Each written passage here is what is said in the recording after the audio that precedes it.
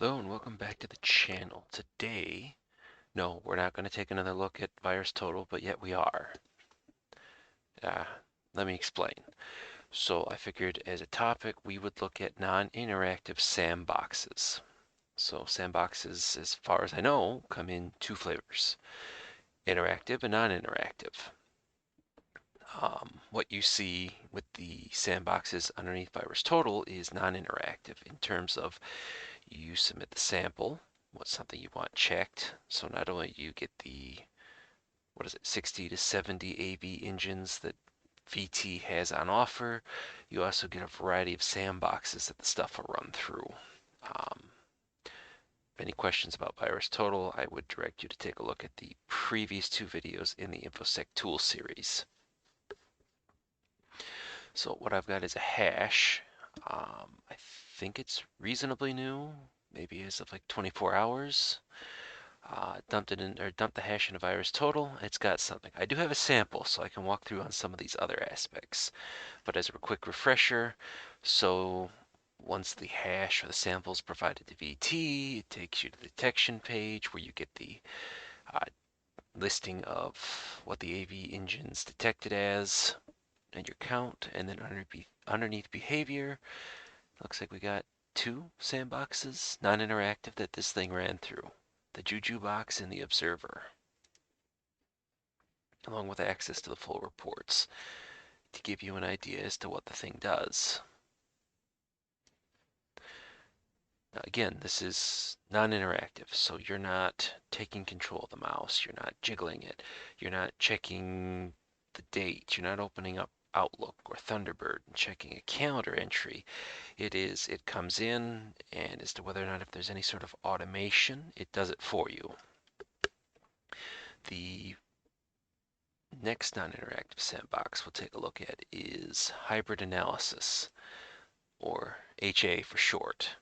This is provided by the company CrowdStrike. They have a bunch of Falcon products, and they also offer sandboxing solutions on-prem or cloud that effectively you pay for. And it's your own little personal sandbox. So these samples don't go out unless you specifically tell them to.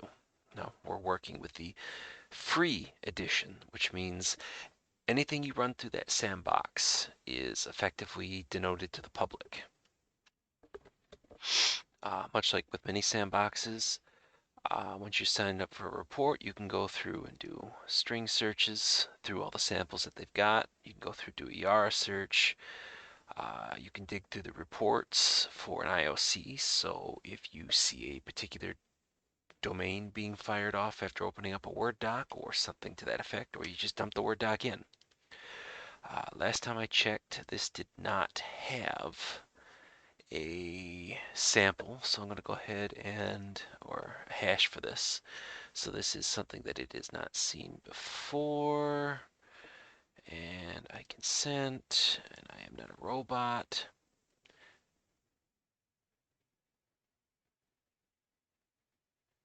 Yeah, so even if you don't want it with hybrid analysis, you can not have it sent to unaffiliated third parties, but still goes to the community.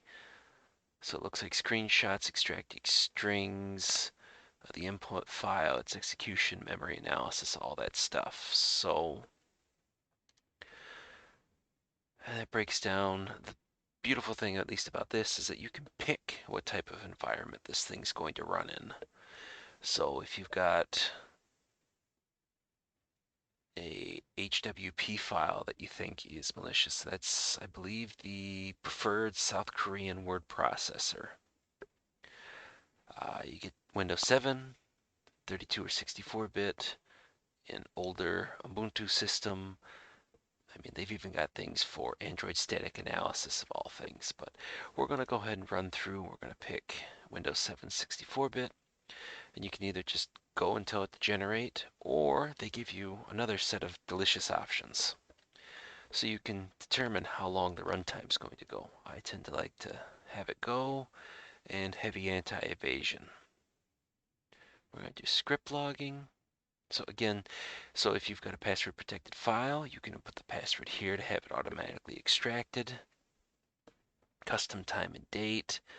You can route it through Tor. You can simulate network traffic.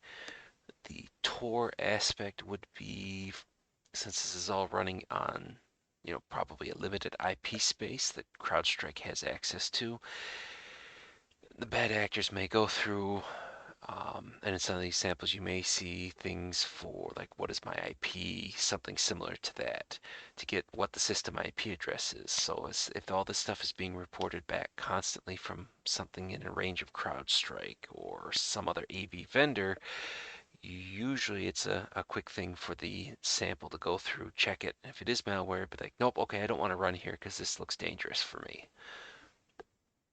So we're just going to try Tor. And we're going to generate a public report.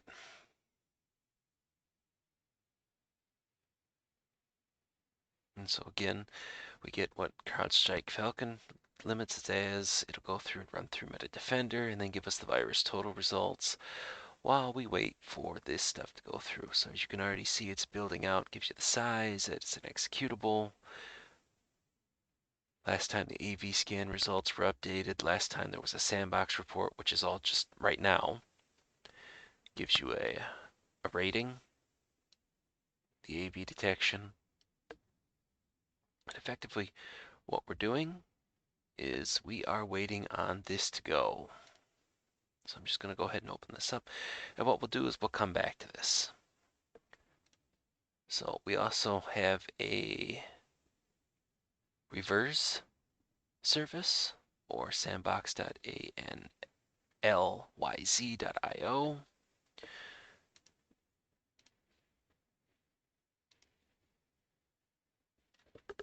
This looks like another non-interactive sandbox. I think I just gotta, yep, okay, I'm just gonna drag and drop.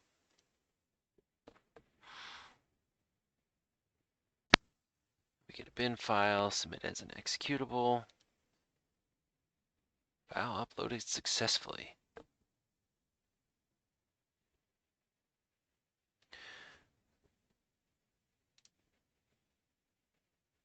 All right, so there we go. So it is running through and doing pending. Now again, there is no interaction with this. You don't get to control it. It's going to go do its thing and then effectively report back to you. So if they don't have enough randomization, if this is all being pumped out from a singular IP address and it's known to a bad actor, they could effectively go through, change around how their malware is configured if it's checking for, public IPs, anything else along those lines, and pretty much just say, nope, I don't want to work from here. So I'm just going to go ahead and kill myself. While we wait for that, we'll go back, double check. Nope, still analyzing. Okay, that's the other thing. This will take time. So the other one is integer analyze. You do not need an account on the reverse to go through and submit things. And as far as I understand, you do need to have a account for this non-interactive sandbox. Again, all free accounts, all good. And then obviously you can, as it shows here upper right, you can start a 14-day free trial, which I'm sure they'll only let you do once, but you can at least play around with it to see as to what you like. So what we're going to do is, just to show you how this works, we're just going to drop and paste that sucker in there. And there goes the analysis. Again, non-interactive. You submit it, it does its thing, and then look at that. We still have stuff going through. So let's go back and take a look. Did we get any? Nope, still pending. This is the first time I've utilized this one, but I wanted to get a couple of different options on the table to do a video about them. Okay, hybrid analysis. We are still spinning, which again, fine. I'm just a little bit impatient.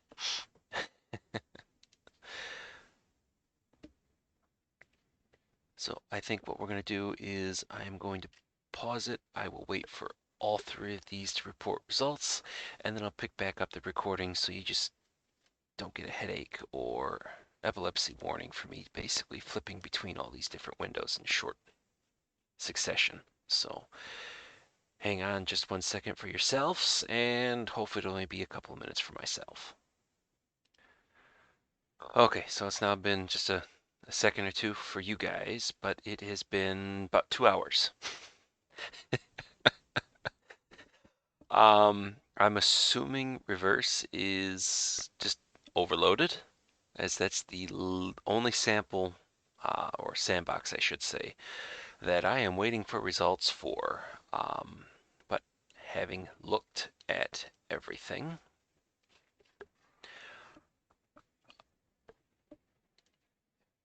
let's see, what was it? We go back and was it just straight on the dashboard? No, I think it was analyze in files. Yeah, where it starts showing. So they've got stuff in there clogged up as of a couple of days that are still pending. So I guess if you want to sit there and get in on this, you want to go through and see as to whether or not if they cleared the backlog. I did try signing up for an account. Hasn't been 2 hours for that. It's just been a couple of minutes. But part of the verification process is that they do send an email to the email address on file that you give them when setting up the account. And nothing thus far. But that's neither here nor there. So maybe I'll do an addendum to this if everything goes through and everything just starts going. And actually record maybe just individual thoughts on this. But right now, I would say give this one a pass until the backlog's taken care of. So we'll go back to hybrid analysis, as that's where we, after virus total, that was the next non-interactive sandbox in line. And so here's what we have for the sample that we uploaded. So we've got, starting at the upper left, we've got the name. Sandboxes will go and take .exes and sometimes they'll rename them to bin. They're basically vice versa. Just keep that in mind. Denotes the guest system that was used, the time and date. So again, Windows 764 bit. We get our scoring. So labeled as malware generic for this particular sample. 9% AV detection, but it gives a threat score out of 100, in this case 100 out of 100, and color coded if it's malicious, suspicious, so on and so forth. Breaking down the rest of that gives us risk assessment. So what kind of fingerprinting, evasiveness, network behavior, spyware, with full deals that, or details that can be presented. So we can see that it reached out to the api.ip.sb domain, which wouldn't surprise me as to if that's something used for pulling IP addresses to get public. Yeah, that's exactly what it is. So as an aspect of going through and just checking to see as to where this stuff's coming through.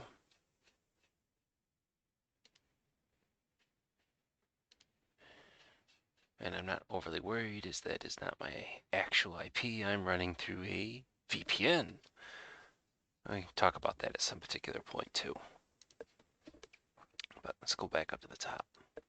It basically starts breaking it down, the items for the MITRE ATT&CK framework, and they go in some rather decent detail in regards to all this, which is nice to see.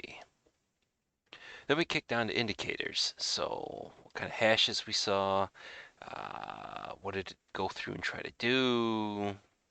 So, and they're labeled so malicious, suspicious. Some of the stuff is hidden because they want you, obviously, in order to see every little thing, you need to have a paid account, which, I mean, their sandboxing stuff is fairly good for non-interactive, so it may not hurt to invest in that if you have the opportunity. And then informative. We get down to the file details, icon,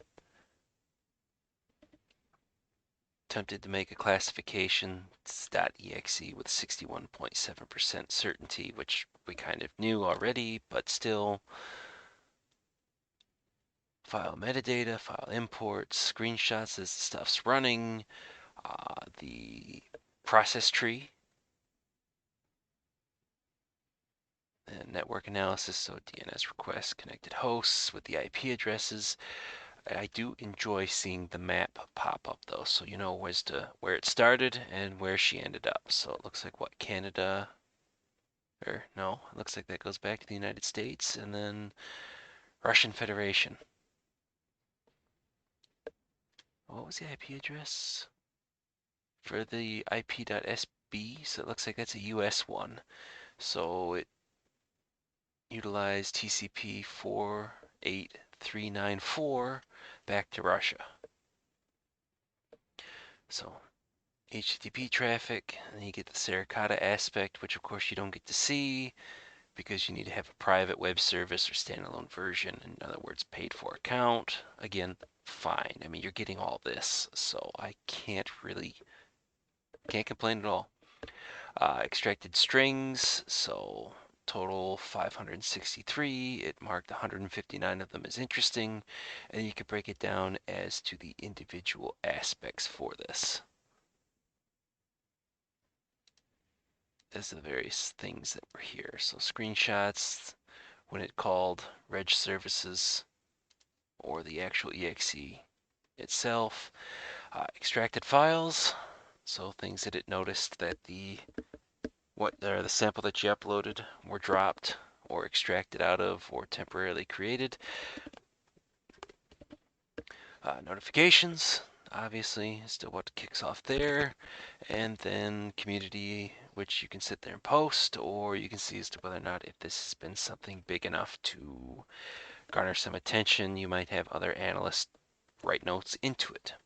Of course, then we had reverse, which is still pending. If the stuff ever finishes, again, not knocking them, anything else like that, I will do an addendum video covering the results from there. The last one we are left with is the Intezer Analyze platform. So obviously you see it's extremely different here, but we still have more or less the same. So generic analysis, looks like it runs through the Cape Sandbox, and it labels it so the family is the red line stealer. Integrates, gives you the virus total hits as the stuff through there, gives you again the classification that it's malicious. I'm assuming it probably also has an item for suspicious or clean, something in those lines. Underneath the genetic analysis, file metadata. So basically things that are basically dropped out from there. Related samples, if there's anything there you can pull from. Code utilized inside.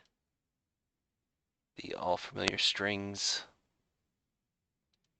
capabilities as mapped to the MITRE detection framework. You can break it down so you can see the TTPs, same thing.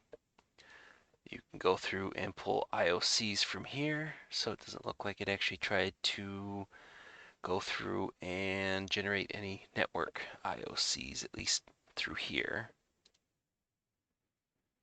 And then on beef behavior, we have screenshots. So it looks like while this thing was running, she crashed out. So maybe it knows the IP address of the analyzing system, since we did see that this sample does check. So static extraction, sure, why not? Let's just put this thing through its paces and see what comes out of it.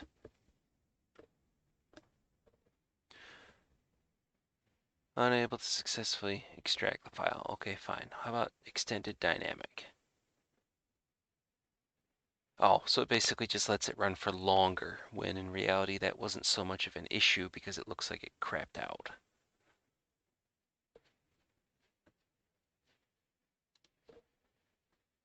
And just because it's a sample that I chose, I decided to go take a look to see as to what comes up here. So I will put all this stuff together into the notes.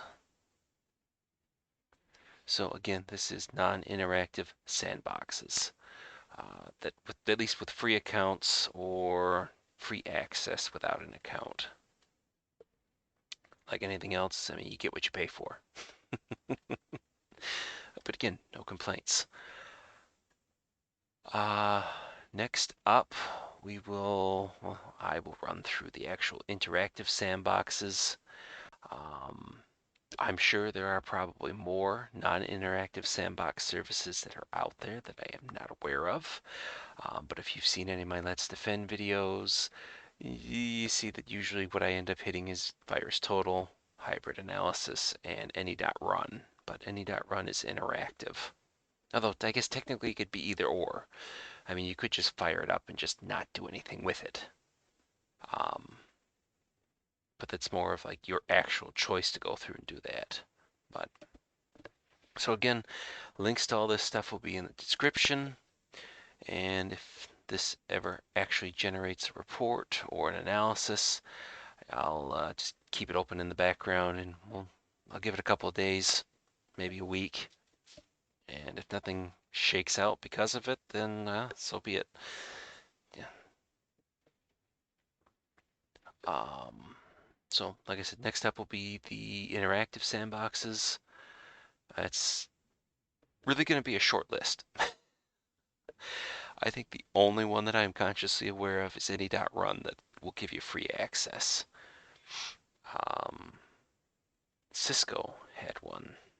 ThreatGrid, I think, is what it was referred to, where basically I think that it's all run on a cloud platform. So you spin the sucker up, you submit the sample, and it gives you a web page, much like any.run, where you can interact with the system as it's going through and doing these samples, or executing the sample that you give it, with the same type of reporting, IOCs and the like. Although I don't think it mapped to MITRE framework, but without actually having a subscription or paying for it, really can't sit there and show it. So there we go. There's non-interactive sandboxes. Again, looking for anything else you guys might want to see. Add it to the comments to the video, shoot an email, or hit up on Twitter. There we go. So with that being said, I will see everyone in the next video, be it Let's Defend, Cyber Defenders, or InfoSec Tools, or maybe something else. Maybe another playthrough of Red versus Blue. Maybe it's the red team side this time, but time will tell.